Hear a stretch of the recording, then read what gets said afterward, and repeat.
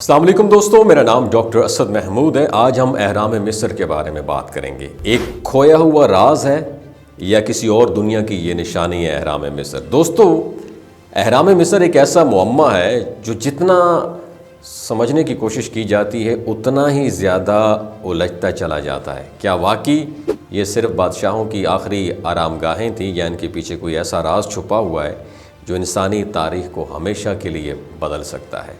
नाज़रीन, जदीद science, technology और तहकीक ने कुछ ऐसे हैरान कुन इंकशाफात किए हैं जो हमारी माजी के बारे में सब कुछ बदल सकते हैं।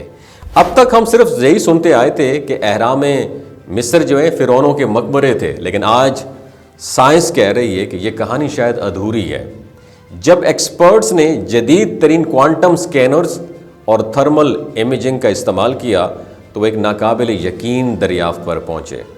अहराम के नीचे एक ऐसा खुफिया नेटवर्क मौजूद है जो आम सुरंगों से बिल्कुल मुख्तलिफ है। कई किलोमीटर तक फैली हुई सुरंगें, खुफिया कमरे और एक ऐसा सिस्टम जो आम समझ से बाहर है।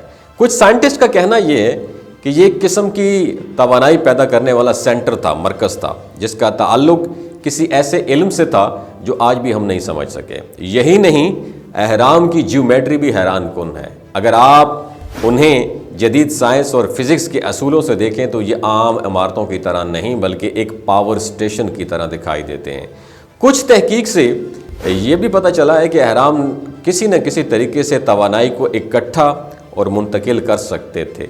निकोला टेस्ला ने वायरलेस एनर्जी के तस्वुर पर काम किया था और हैरान कुन बात यह है कि अहराम की साख्त इसी नज़रिए की अक्कासी करती है। अगर ये सच है तो क्या कदीम मिस्री हज़ारों साल पहले वायरलेस एनर्जी को इस्तेमाल कर रहे थे? ये सवाल मज़ीद पुरस्रार तब होता है जब हम अहराम की दीवारों पर मौजूद नक्शो निगार को देते हैं। उनमें कुछ ऐसी तस्वीर भी शामिल हैं नादरीन जो आज की जदीद खलाई एजेंसियों के फल्कियाती नक्शों से हैरत अंगेज़ मुशाबियत रखती हैं। इनमें ऐसे सितारों और कहकशाओं की निशानियां मौजूद हैं जो जदीद दूरबीनों ने हालिया सालों में भी दरियाफ्त की हैं। सवाल ये पैदा होता है कि जब हज़ारों साल पहले जदीद दूरबीनें मौजूद ही नहीं थीं तो मिस्रियों को ये सब कैसे मालूम हुआ? यहाँ एक और हैरत अंगेज़ नज़रिया सामने आता है कि क्या अहराम मिस्र दर हकीकत किसी और दुनिया के साथ कम्युनिकेशन, कनेक्शन और राब्ते का एक ज़रिया थे? कुछ माहिरीन का कहना यह है कि अहराम एक कॉस्मिक एंटीना के तौर पर काम करते थे जो ज़मीन और किसी दूसरी ज़हीन मखलूक के दरमियान कम्युनिकेशन का ज़रिया हो सकता था। और ये नज़रिया दीवारों पर बनी उन अजीब व गरीब जो शक्लें थीं उनकी बुनियाद पर किया गया है जो हैरत अंगेज़ तौर पर खलाई जहाज़ों या जदीद सेटेलाइट्स जैसे दिखाई देती हैं। और ये सब कुछ सिर्फ मिस्र तक महदूद नहीं है। अगर आप दुनिया के दीगर कदीम ढांचों जैसे कि मैक्सिको के जो माया अहराम हैं जिसे मायान पिरामिड्स कहते हैं, कम्बोडिया के एंकोर वॉट जो है, या इंका सिविलाइजेशन और इनका तहजीब के खंडरात को देखें तो हैरान कुन तौर पर इन सब में एक ही तर्ज की तामीरात दिखाई देती हैं। अब सवाल यहाँ पर यह पैदा होता है, क्या ये सब तहजीबें किसी एक ही ग्लोबल साइंस का इल्म का हिस्सा थीं या फिर हज़ारों साल पहले दुनिया के मुख्तलिफ हिस्सों में रहने वाले लोग किसी और ज़रिए से जुड़े हुए थे? लेकिन कहानी यहाँ पर ख़त्म नहीं होती है। अहराम की रिसर्च के दौरान एक और चीज़ भी सामने आई है।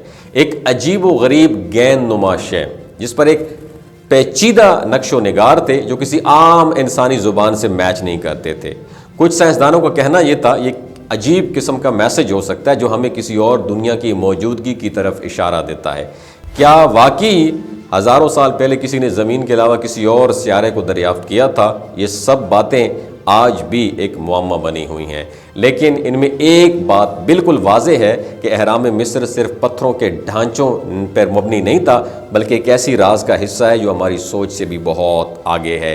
क्या हम इनके पोशीदा राजों को समझने में कामयाब हो सकेंगे या फिर हमेशा के लिए तारीख़ के सिफ़ात में दफन रहेंगे? आपका इस बारे में क्या ख्याल है? क्या अहराम किसी खोई हुई टेक्नोलॉजी का शिकार हैं या फिर उनके पीछे कोई और ताकत कार फरमा है? अपना एक्सपीरियंस नीचे कमेंट सेक्शन में ज़रूर बताइएगा। अपना बहुत ख्याल रखिएगा। अल्लाह हाफिज़। ये जो गिलगित बल्तिस्तान के लोग होते हैं ना, इनकी एवरेज उम्र 90 साल से भी ज़्यादा होती है। You know why? क्योंकि ये लोग शलजीत इस्तेमाल करते हैं। शलजीत के अंदर 85 मिनरल्स होते हैं।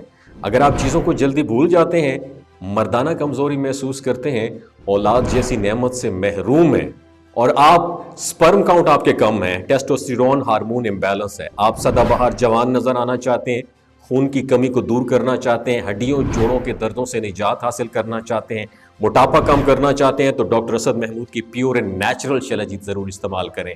ایک بات آپ نے دماغ کی کھڑکیوں کو کھول کے اپنی سننی ہے، ہمیشہ آرگینک اور قدرتی چیزوں کا استعمال کریں، کیمیکل والے فوڈ سپلیمنٹ خدا رہا استعمال نہیں کرنے۔ اگر آپ ڈاکٹر اسد محمود کی پیور اینڈ نیچرل شیلاجیت کو آرڈر کرنا چاہتے ہیں، نیچے دیے گئے نمبر پر واٹس ایپ کریں۔ 3 باتوں کا خیال رکھنا ہے: ہائی بلڈ پریشر میں مبتلا افراد، خواتین جو پریگننٹ ہیں، اور 15 سے 20 سال کی جو نوجوان نسل ہے جو غیر شادی شدہ ہیں، اپنے سیکشول پاور کو بوسٹ کرنے کے لیے استعمال کرنا چاہتے ہیں تو ڈاکٹر کے ایڈوائس کے بغیر استعمال نہ کریں۔ باقی سارے لوگ بے دھڑک گرمی اور سردیوں میں استعمال کر سکتے ہیں۔ اپنا بہت خیال رکھیے گا۔ اللہ حافظ۔